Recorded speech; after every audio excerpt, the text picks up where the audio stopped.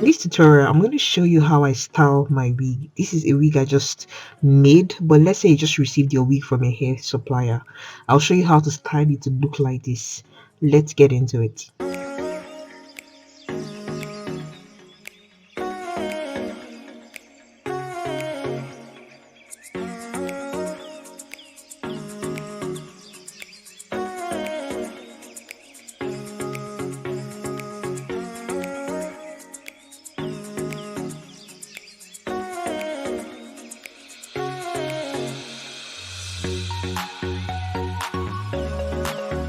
So first things first, I really hope that you have a mannequin head on your at home. You need to have a mannequin head, and of course styling tools like your tail comb, your hair wax are going to be necessary, and of course you're also going to need a hot comb. So first, I'm just patting the hair around the closure area, or let's say it's a frontal you're working with. You need to pat little bit of hair to cover up the closure area or the frontal area to lay that area very flat to ensure that the weft that follows the closure of the frontal area is completely covered. Then next, after I cut out a little bit of hair, what I do next is I apply my hair wax. The hair wax helps to lay any short hairs down, and after I lay the short hairs down, I spray my heat protectant spray because I'm about to use heat on the hair. So I'm using my comb now to comb through the hair from the closure area and sort of extend it towards the weft, the areas where the weft is sewed on the wig cap, and I'm just using that hot coiling one to flatten the hair. If you have a hot comb, you can use a hot comb for the same thing, but because I like this my hot coiling one because it gets really hot, that's why I prefer to use it for this step. I'll repeat the entire process from the left side to the right side of the wig and also on the back part of the wig to ensure that I flatten the entire hair.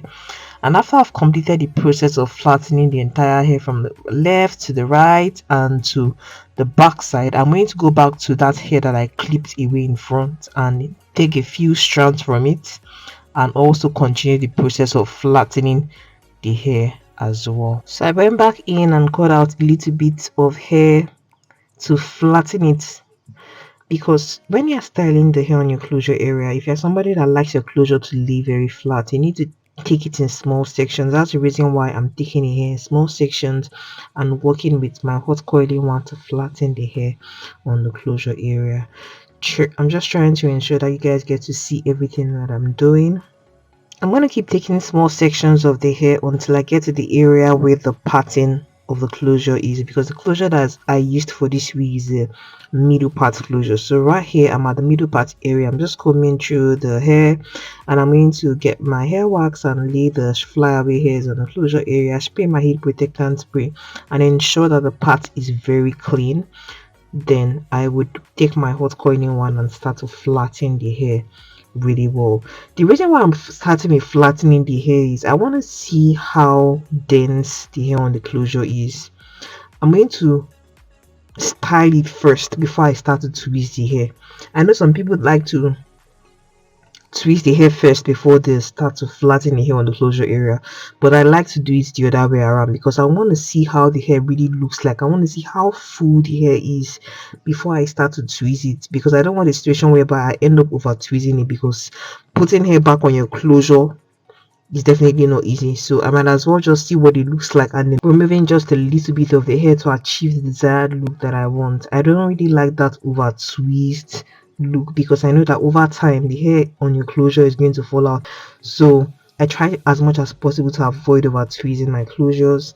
And even if I bleach the lace on if I bleach a knot on the lace, I try to not overdo it because I know bleaching the knot weakens the knot, inevitably make the hair to break off and you have to replace your closure. So I try as much as possible not to over tweeze and also not to over bleach my knots. That's over tweeze the hair on the closure and over bleach the knot when I'm trying to bleach the knot on the lace. Yeah, so I'm almost done with styling the closure area, and try as much as possible not to place the hot coiling wand on the lace, because you can see If you do that, you're going to end up burning your lace. So be careful not to burn the lace, especially for when your client doesn't want you to cut the lace for them. They want to cut the lace themselves. For clients like that, make sure that you just give them their wigs with the lace intact. If it's your own wig you're working on, of course it doesn't matter because your lace has already been cut, so you wouldn't burn your lace. What you just have to be careful with is when you're styling the hair on your closure area or your frontal area, just try as much as possible not to ensure that you don't leave the hair on the lace too long so that the lace doesn't get burnt.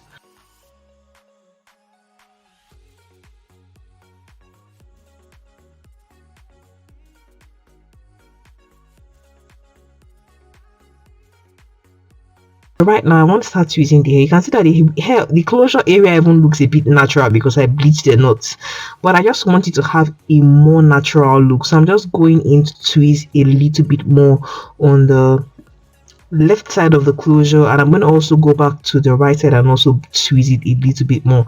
I noticed that the hair on the left side, is it the left or the right? I don't even know which one. The one I'm working on right now is a bit fuller, unlike the one on the other side, so I'm trying to tweeze it a little bit more so that it looks more natural, it looks more realistic. As I tweeze, I comb through the hair to take out the hairs that I'm pulling off from the closure, and I'm going to keep on tweezing until I achieve the desired look that I want. You can see now it's beginning to take shape. I'm going to go into this other side here and tweeze it towards like I took out like half an inch of the hair and I started to tweeze it on the inside, and from the way I tweeze the hair, you can see that I'm not tweezing in the same direction. I'll tweeze one area, leave a little space, tweeze the next area, leave a little space, and I keep tweezing like that so that it doesn't, I don't end up over tweezing the hair. Watch and see what I'm doing. Watch and see. I'm just moving. I'll tweeze an area, leave a little space, and then tweeze another area. That's how I move along while I'm tweezing the hair, and I go back to my whole coiling and flatten the hair on the area just to show me what it looks like. Then I'll know if I need to tweeze any area a little bit more or it's good the way it is. Right here, I'm just going to just style this area back, and I would know if it looks the way I like it, and I think I like the way this side here looks. It looks really natural and beautiful. I can proceed to going back to compare it to the other side of the wig. Of course, I noticed that this other side here was still very full, so I had to just go back in there, flatten the hair, and I just went back. I pulled the hair back and started to tweeze it in front because I noticed that the front of that other side was still very full. So I just twist it a little bit more and comb through the hair. So now I'm done with tweezing the hair, and I think I like the final look of what both sides of the hair looks like right now. So I'm just going back into just flatten the hair around the closure area a bit more because I had already styled the closure area earlier. I don't really need to do so much work. Yes. What I'm going to do next is I'm going to start trimming the ends of the hair. The closure was a bit too long, so I'm just trying to cut out the excesses on the closure. I was thinking about layering this hair, but I'm not going to layer it now. Probably when someone buys the wig, I would ask the client if she wants me to layer the front of the wig, then I would then layer it. But for this tutorial, I'm not going to add any layers to this wig. So this is what the hair looks like in its natural curl pattern. I haven't put any water on it or put any product on this particular hair. So this product I just showed you right here is the Anti-Jackie's Coil Lala. This product is really good for your coily hair extension. It's a leave-in conditioner, so ensure you get that product if you want to be able to manage your coily hair extensions more effortlessly. So after I applied the leave-in conditioner, I sprayed water all over the hair with that spray bottle, and when I got the hair to be a little bit drenched, I started to comb through the hair with my hair brush. And you notice that as I brush the hair, it's not really making the curl pattern on the hair to be defined because this hair is like a natural wavy hair. I don't know what to call the curl pattern. It's like a natural wavy hair, so the curl pattern doesn't get defined. So if I want the curl pattern to be defined, I'll need to just go back in and scrunch it. So I went back to that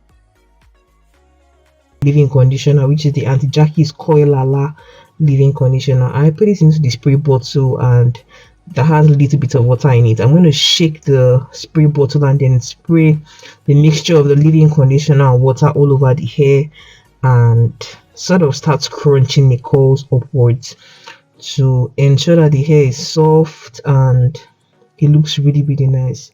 Because when you are selling coily wig, when you have to wear coily wig, you don't want to just wear your coily wig like that without having a leave-in conditioner in it. And this leave-in conditioner right here is the one that I have fallen in love with of recent. So if you're looking for a leave-in conditioner for your coily wigs, I recommend this one right here from Auntie Jackie, which is the Coilala. I'm going to take a picture of it and put it in this video so you guys get to see it very well. If you're getting value from the video, make sure you give it a thumbs up, share with your friends who would also get value out of it, and please subscribe to my channel if you're not yet subscribed. Right now the hair has been well conditioned and it's time to air dry it. What I'm going to do, because I don't have a diffuser, I'm still using my hand to scrunch the curls upwards. What I will do next is get a hairnet and use the hairnet to pack the hair up so that the curls dry in this natural curl pattern. This is what the hair looks like now after I've completely conditioned it, and I'm just going to pack up the hair using that hairnet, and I'm still scrunching it up to ensure that the curl patterns are really well defined. I'm going to pack the hair up with that hairnet and pin the hairnet on top to ensure that the curl patterns are well defined and the hair is not drooping so much. So I let it air dry. After a couple of days, this is what the hair looks like. This is the hair in its natural curl pattern. It's not wet, it is completely dry right now, and this hair is very beautiful. It's soft, it's fluffy, it's smooth, it's just very beautiful. Yeah, so right now I want to apply concealer, rather my foundation, to the closure area on that middle part. I'm using the foundation that is a little bit lighter than my skin tone to make that area more natural looking. Next, for the inner area underneath the lace of the closure area, I'm going to apply this orange toned foundation, because most black women usually have an orangey undertone, especially if you're like caramel skin tone or slightly lighter. So I applied that foundation right there underneath the lace, and when I put it back to the front, you're going to notice that it looks even more natural. Like you're literally asking yourself, where is the lace? You can't even see any lace right now. That's the beauty of using the foundation that I used. Just going back in to just style the closure area a bit more.